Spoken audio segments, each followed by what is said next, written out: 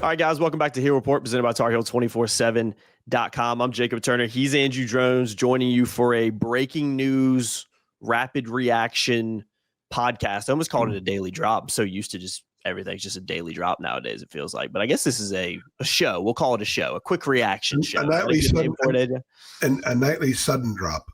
Yeah, you were, by the way, it's Sunday night. Dinner with my daughter. 8:30. It's Sunday night at 8:30 right now. Yeah, my wife is just not doing well, and she didn't want to go, couldn't go. So I didn't want. She said, "Well, take Ellie."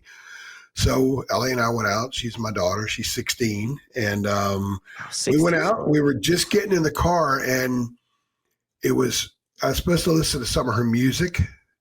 So I was going to. I promised her. It's what dads do when we love our children. I was going to listen to a My Chemical Romance song and then a song, Pierce the Veil, I think is what it Pierce the Veil, yeah. She's really into that kind of stuff. My wife took her to My Chemical Romance in Philadelphia back in August, which was awesome because I didn't have to do it. So anyway, she actually likes a lot of my music. But anyway, so that's what we're about to do. I'm about to play the song, and I guess Noah had called. And I didn't get to it in time. Then he texted me, and I listened to the text. And I was like, "Oh, you got to be kidding me!" And Noah was out to dinner and just gotten his food. Yeah, and he's like in a sit-down restaurant. So I texted you about Seth, and then John Gwaltney, who's one of our moderators, he texted me and said he put something on the board, and then you got it up on the front. So I got home, came right in here, and here we are doing a pod. Shout out to John. I was wondering because as soon as I posted the article, and it's just a statement from North Carolina, which I'm going to read in a second. But as soon as I posted it, I went on our boards and there was 55 comments, and I'm like, hold on, that's impossible. John was on it right away. Yeah, that makes sense. Shout out to John. It's happening fast. I got a little bit of information that wasn't in the release, so I was able to send a text to somebody and get some stuff, know a little bit more about it, so we can get into that right now. Yeah, we'll get into it right now. I'm going to read the statement, or just a part of the statement. Seth Trimble suffered a broken arm in his left forearm in a team workout Sunday afternoon. He will undergo surgery this week. The exact length of his absence from the lineup will be better known following the surgery. And a quick quote from Hubert Davis as well. So sad for Seth. He's such a great kid and teammate and has worked so hard for his senior year. He loves being a Tar Heel, and we love him. The good news is he will be back at some point this year, and I know he will continue to be a great leader for us until he can get back in the lineup, end quote. So, AJ, let's just start with this. As you mentioned, you got some more information on it. In a second, after we talk about kind of our initial reactions to it, we'll kind of move on to what this means, kind of what it means for the starting lineup, kind of the rotation potentially, because obviously that's where Carolina fans' minds go to this. But give us a little more information on maybe the timeline. And I think first and foremost, though, it's just crappy news all the way around for Seth Trimble and for the North Carolina Tar Heels. It's never the release you want to see. You never want to see anything like that. Heads up, Noah and I did a basketball pod. Dave and I did a basketball pod earlier today without knowledge, obviously, about this. So we talk a little bit about Seth in both pods. When you hear it, we will have not – we didn't know about this, obviously, in advance. So, yeah. Boy, first of all, North Carolina finally had a really good weekend. And here's this.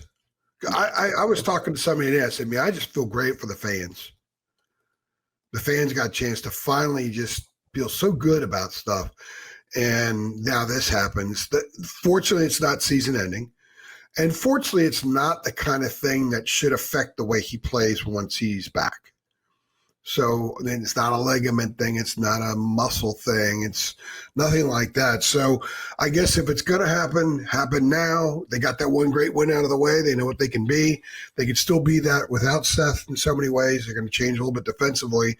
But my understanding is that obviously it's not season ending. They said it's not season ending. And what I've been told is more weeks. Now, weeks can mean anything. I'm not going to throw a number on there. It doesn't mean 3 weeks. It could mean 6 weeks. It could mean 8 weeks. We don't know. But this team is equipped to handle perimeter injuries. We talked about that already. Now they're going to be forced to do it. And if there is not a silver lining, but if something can be gained from something that's a negative, is that some other players are going to get some playing time now. Their meshing process is going to speed up. And Seth is the kind of player that when he comes back, there would be nothing disruptive about adding a player like him back into the mix because of the way he plays. He's your best defender. He's as good as anybody in the team in transition. He's not a ball dominant player, so it's not like he's going to fully disrupt things when he comes back. So you don't want it to happen. It's terrible for Seth. He's a great kid. Mm-hmm. One of my favorite dudes I've covered. I've got a tremendous amount of respect for him. I enjoy being around him. I enjoy talking to him. And these kids are going to miss their leader from an on-court standpoint, but now he could just be a great leader in the street clothes for a while until this heals and he's back on the court. Mm-hmm. Yeah, it's just unfortunate, man. Like I said, senior year for him too. You said something off camera. You brought up a good point. He's like, he was the only guy last season on the kind of returning that had any sort of like massive production for the Tar Heels. You had James Brown, Zayden High, obviously, who had played before, but now you have a team right now that just really just lacks any production from last year. And again, that's fine. It's a new season, everything like that, but it kind of just puts in perspective, not only the experience he brings, not only kind of the been around the block mentality that he brings, but as you said, the leadership aspect. And he's super talented on the court. He had another really good game against Kansas on Friday night, but that leadership ability on the court is definitely, I think, one of, if not the biggest thing you lose with him, especially when you look at this team and just all the newness here and guys still trying to gel. So yeah, it's a super unfortunate one from a personal perspective, but I think, as you mentioned, I do think the Tar Heels can cope with it. And I think when you look at it, it feels like a pretty straight swap in terms of, okay, Luka starts at the 2 now, Seth Trimble's out, Stevenson stays at the 3, and I think from a rotation perspective, see a little bit more Jonathan Powell, maybe you see a little bit more Jaden Young, maybe Derek Dixon gets some more playing time as well. I do think you're right. I think Carolina can cope with it. You never want to see anything like this, but do you agree with that just from a starting lineup perspective, you just swap Luka and Seth, and that's just what you're going to have to roll with for a while? We did a pod, you, David, and I did a pod a week and a half ago in advance of the season, sort of the end of preseason, now entering the season pod, once we had a lot of intel. And one of the things we all agreed on is that, look, they can suffer they can handle attrition on the perimeter because they have a lot of people there. It doesn't mean that it's ideal, obviously. Mm-hmm. I think what this does, it just kind of speeds up the Luka and Jonathan Powell part of things. And David and I talked about that in the pod that we did that you guys will hear tomorrow. Noah and I recorded a pod today as well that you guys will hear Tuesday. We talked a little bit about it in a different sense as well, because I think like Luka just needs to play and needs to kind of find the comfort zone with these guys. Just keep playing and stuff will come. Jonathan Powell, to me, I kind of used an example of, Luka's got his toe in the water and he's getting ready to jump in. I said, Jonathan Powell seems to me like he's in the dressing room trying to figure out what bathing suit to put on. So he's not even close to the water yet. He just seems like he's an outlier, and it's going to take time for him to kind of figure out exactly where he fits in things right now. All we've really seen is a little bit of defense and a lot of corner threes. So now is an opportunity for both of them to get more minutes and to gel with these guys. And Seth is almost the perfect player to go out, to come back in the sense that he won't be disruptive in any way, shape, or form.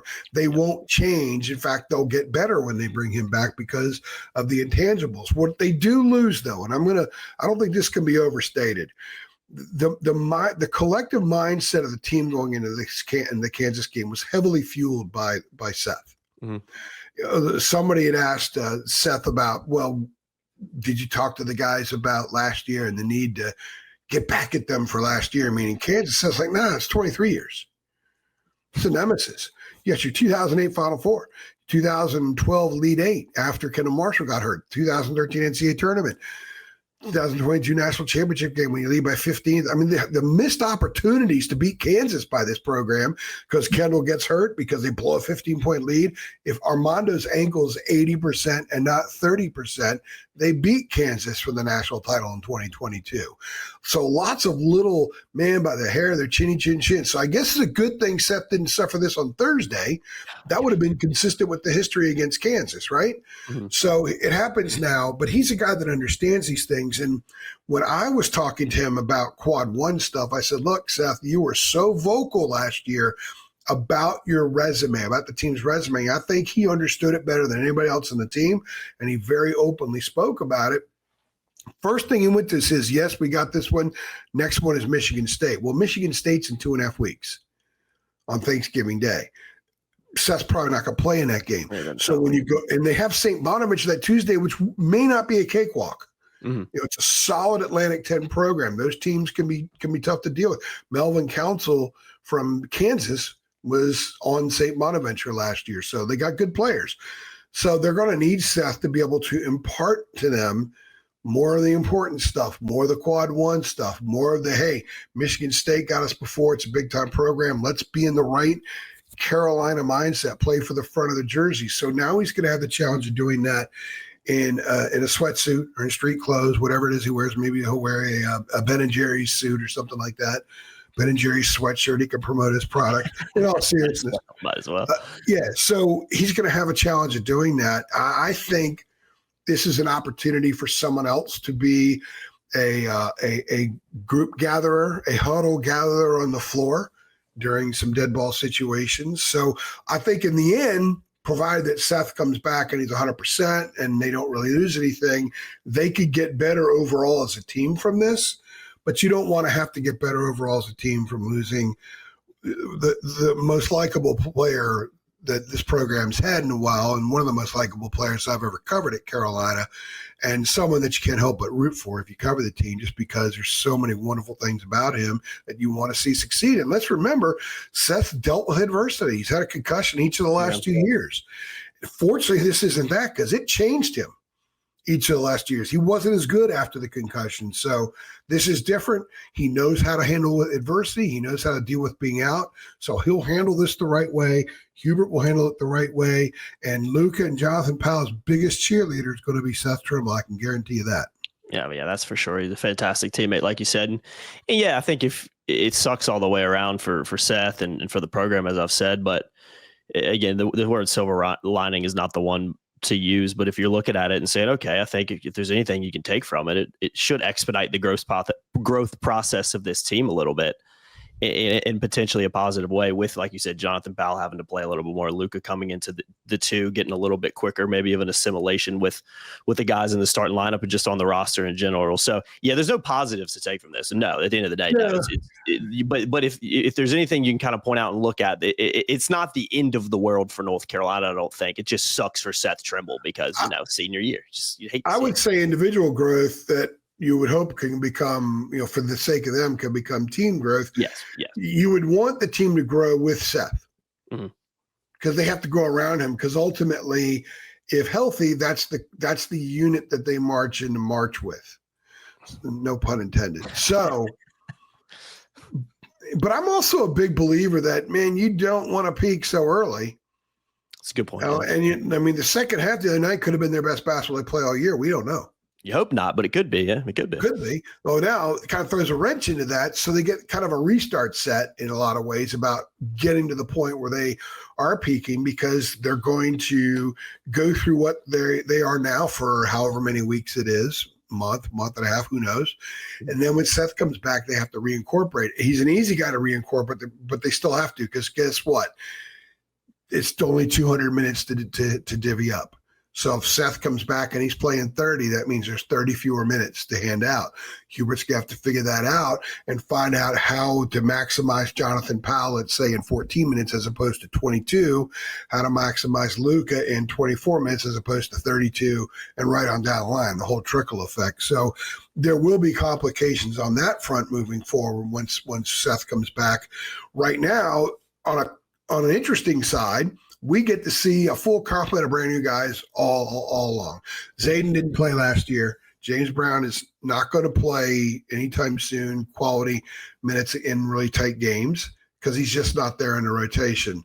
So when he does play, he'll be the only guy that gets in the game that was part of the team last year, because Zayden was not part of the team last year. So, hey, welcome to the new era of college basketball. But I think the Carolina fan base has very quickly embraced this group. They're already calling Caleb and Henry and Luka, everybody by their first name now. Mm-hmm. So they've already got that relationship going, which is pretty impressive for the Carolina fans. They have been salivating for this year, but it's really tough. You get that win the other night, and the whole athletic department's riding pretty high right now. They're doing well in all the non-revenue sports, and they've had a lot of success here with that.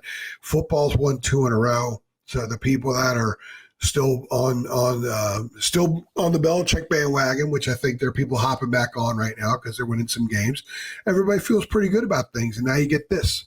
So I do think, I'll reiterate, it's a good thing that Seth has been through some attrition. He knows how to handle it. He's a mature kid. He's a smart kid. I don't think Hubert's going to have to, put his arm around him a lot and kind of soothe the soul that much. Seth will figure it out and he'll get it. He'll take care of it himself. I don't know when the surgery is going to be. I guess we'll find out at some point. But in talking to someone very, very close to the situation, there's encouragement that this is not too long term. Yeah. When I first saw it, I was like, oh, you see the word broken arm, and you're like, oh God, look at that, man. And then you read the release and surgery. Talk to people you've talked to, but the surgery, you just don't want to hear that. But you hear a broken arm, you're like, you could be out for the season, you could be out for a couple weeks. It just depends how severe it is, what you broke in there, and obviously it's just a broken bone in the upper forearm. So yeah, it's not the news you want to hear on a Sunday night, like you said, after a pretty dang good weekend for the men's and the basketball team and the football team as well. But AJ, this team dealt with adversity very well after a poor Friday night, first half Friday night against Kansas.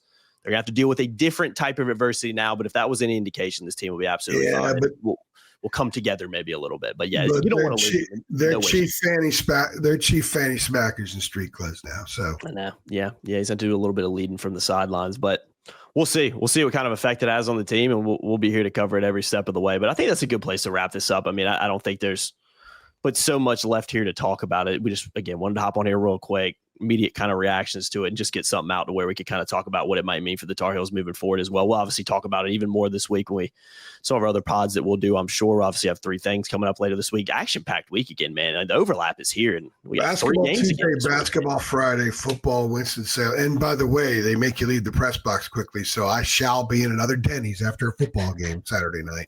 Yeah, is there even Denny's in Winston-Salem? There's got to be, right? I mentioned something somebody mentioned something about it in our thread on YouTube. Yeah, on the video, 3 things last night. Yeah, and the guy says there's one in Kernersville. It's over by a Biscuitville. I actually know because every once in a while when I come back from Wake, I'll get gas or something over there. So I will be at that Denny's at about 10:30 on Saturday night, just going at it. Let's hope there are no brawls. Yeah. It should be a little more relaxed. Not Halloween night for once. Kernersville's not exactly. I think Kernersville's a little more relaxed. If there was ever a Denny's that would close down and not be 24 hours, it would probably be in Kernersville, right? Yeah, I'm sure we got some Kernersville listeners here. If AJ should not go to that Denny's in Kernersville for any reason, let us know in the comments below. Give him a little fair warning because he will be there if not. But yeah. Well, that's tough to get kicked out after an hour or two. That sucks. I mean, that's insane. An hour. It's ridiculous. That's wild, man. It's ridiculous. Wild. People got to. Anyway, we're not going off on that tangent. No, we're not going on that. Anyway, it is a busy week. And remember, when you listen to the 2 basketball pods Monday and Tuesday, we recorded them before the Seth news. We're not going to go back and redo those or edit those things out. We only talk more about Seth's performance against Kansas and a little bit about how he needs to flush instead of do this at the rim. Mm-hmm. In fact, in the podcast with Noah, I said, I channeled I called for Norman Dale, who was Gene Hackman, the ghost of Gene Hackman and Norman Dale, to come back and work with Zayden High on defensive slide drills. Right. Yeah, talk about the footwork. Yeah. Remember the scene in the movie Hoosiers? Yeah. And on the other end of the court would be Seth just dunking the ball and not doing this. Yeah. That'd be 2 things this club could work on. Now I guess it's just Zayden and the defensive slide drill. Yeah, I think you're right on that. But yeah, they'll get him back at some point this year, and hopefully for his sake and for this team's sake, it's sooner rather than later. So real quickly too, we got a promo going on. Ends Monday night at midnight, essentially. So it ends at Monday at 11:59 p.m. So right before midnight. So make sure you guys take advantage. Still plenty of time to do so. 75% off a 1-year VIP sub at our website, tarheels247.com. Links in the description below. Head right on over there. Just click the button. You can get signed up. And again, we'd love for you to come join our awesome community. It's like $250 a month for a year. I mean, it's fantastic. Going to get much cheaper than that. So come on over and join our fantastic community of North Carolina Tar Heels fans. All right, guys. I'm not going to say like the video because that doesn't feel right, but do it. Get in the comments as well. Let us know what you think about Seth's injury, kind of how you feel about it, how you think Carolina can adjust to it and bounce back from it moving forward. And again, a tough non-conference schedule coming up. So, all right, guys, appreciate y'all watching as always. Thank you for hopping on such short notice. Yeah, man, absolutely, man. We can this out. We got out in 20 minutes. That's a miracle. I mean, I'm feeling pretty good right now. Right about at 20. Yeah, right about out. We really got to go now. All right, guys, we're out of here. See you. Thanks.